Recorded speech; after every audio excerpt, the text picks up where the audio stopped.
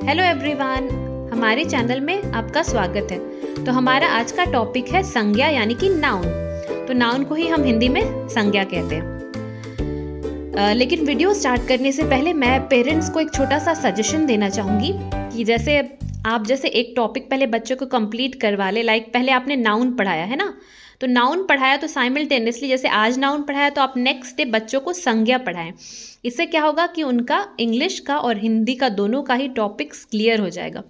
अगर वो एक में भी कंफ्यूज हो जाएंगे तो वो दूसरा याद करके फिर उन्हें अच्छे से याद आ जाएगा कि नाउन को क्या बोलते हैं, या तो संज्ञा को इंग्लिश में क्या बोलते हैं, या तो नाउन को हिंदी में क्या बोलते हैं।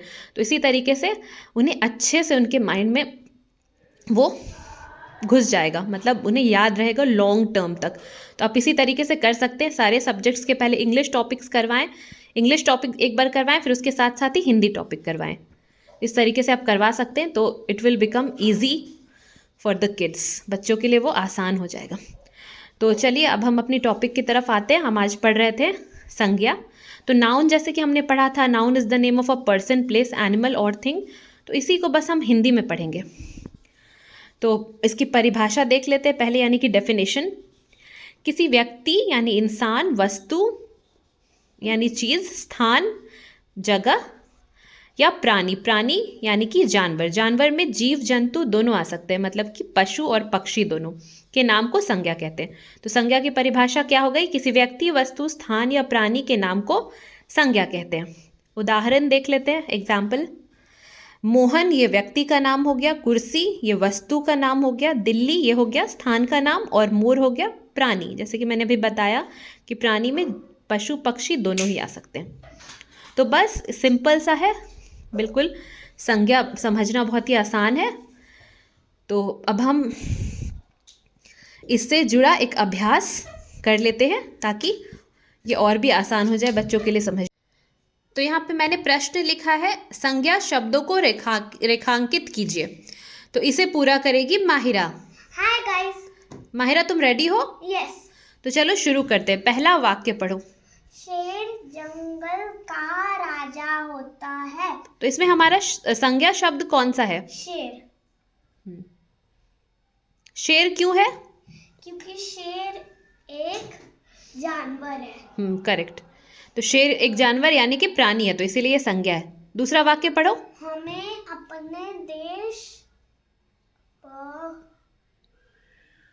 भारत पर गर्व होना चाहिए। इसमें कौन सा है हमारा संज्ञा शब्द? इसमें भारत। भारत क्यों है? क्योंकि भारत एक जगह का नाम है। सही है।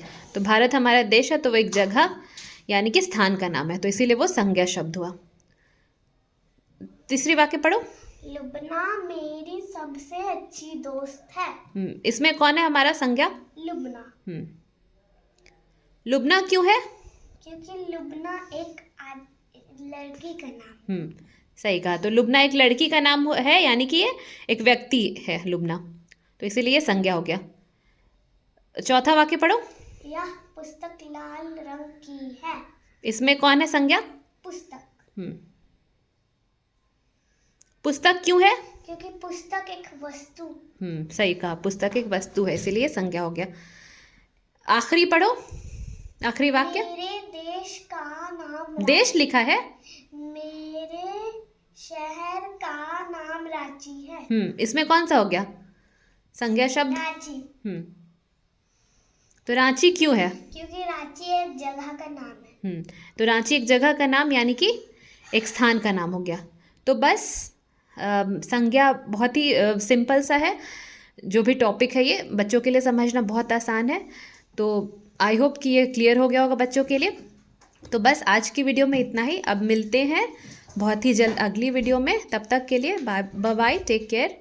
और वीडियो पसंद आई हो तो हमारे चैनल को लाइक एंड सब्सक्राइब करना ना भूलें।